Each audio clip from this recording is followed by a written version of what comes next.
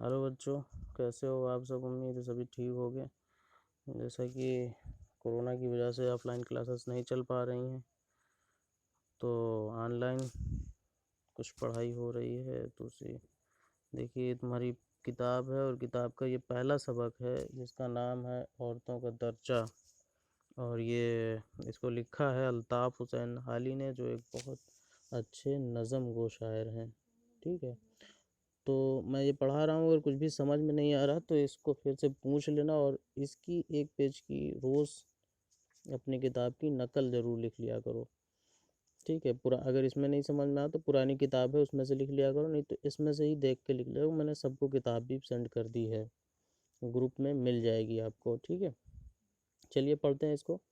ऐ माओ बहनों बेटियों, दुनिया की जीनत तुमसे है, मुल्कों की बस्ती हो तुम्हें, कौमों की इज्जत तुमसे है। शायर कह रहा है कि ऐ माओ बहनों और बेटियों, दुनिया की जीनत, इस संसार की, इस दुनिया की जीनत, इज्जत आफियत जो है वो किससे है? इन औरतों से, माओ बहनों और बेटियों से है। मुल्कों की बस्ती हो तुम्हें, कौमों की इज्जत तुमसे है। फिर शायर आगे कहता है, मुल्कों की जो बस्तियां हैं वो तुम ही से है, जो मुल्क बसे हुए हैं वो तुम ही से बसे हुए हैं। और कौमों की इज्जत, कौम जातियों की इज्जत जो है वो तुम ही से है। किससे? औरतों से। तुम घर की हो शहजादियाँ, शहरों की हो आबादियाँ, गमगी दिलों की शादियाँ, दुख सुख में राहत तुमसे है। फिर शायर कहता है, तुम घर की शहजादियाँ हो, तुम घर की रानियाँ हो, और शहरों की आबादियाँ हो, शहर में जो आबादियाँ हैं उसको आबाद करने के लिए तुम्हारा होना बहुत ज़रूरी है। किनका? माँओं बहनों और बेटियों का। फिर अगले मिसरे में कहता है शायर, गमगी दिलों की शादी गमगी दिलों की शादियाँ, दुख सुख में राहत तुमसे है।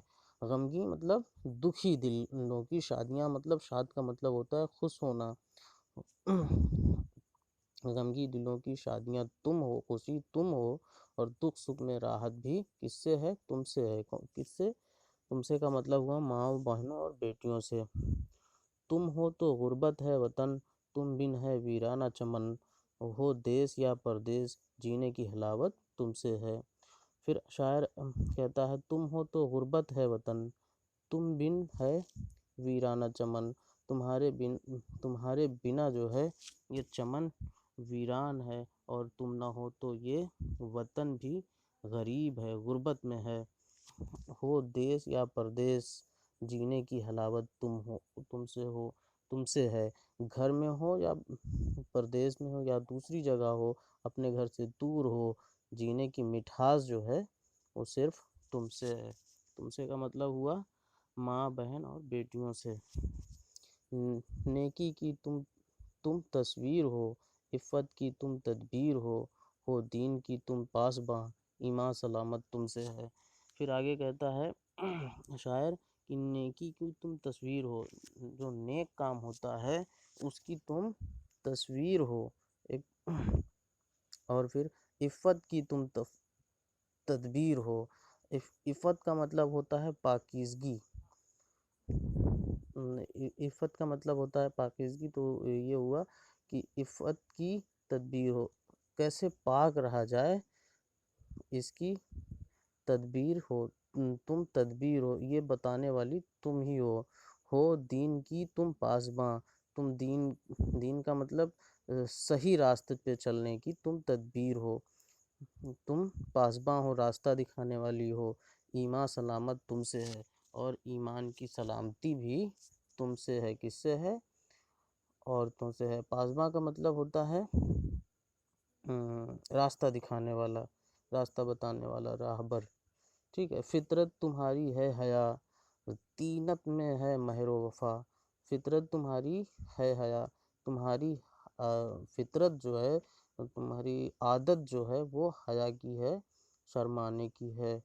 और तीनत में है महरो वफा।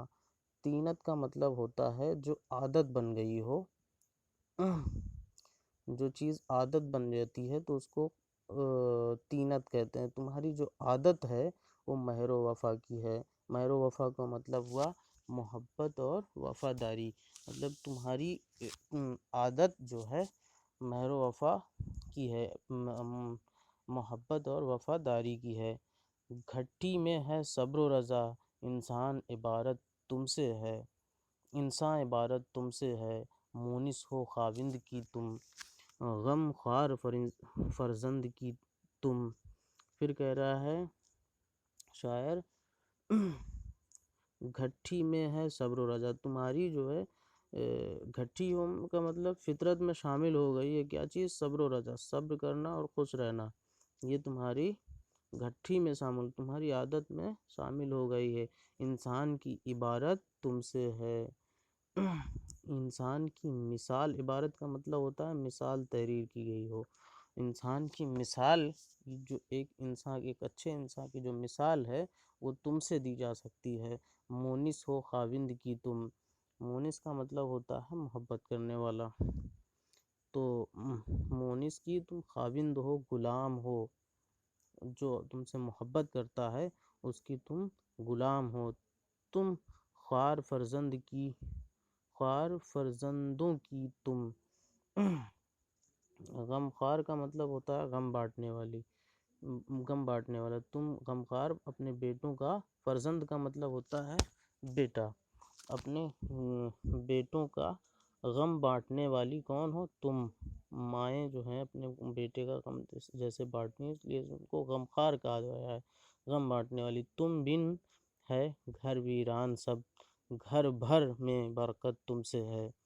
پھر شاعر آگے مصرے میں کہتا ہے تم بن ہے گھر ویران سب، تمہارے بنا ایک گھر جو ہے ویران ہے، جنگل ہے، گھر کی کوئی وقت نہیں اگر تم نہ ہو، کون نہ ہو؟ عورتیں ہوں، ماں بہن اور بیٹیاں نہ ہو، گھر بھر میں برکت تم سے ہے، سارے گھر میں جو برکت ہے وہ تم سے ہے، کس سے؟ عورتوں سے، ماں بہن اور بیٹیوں سے۔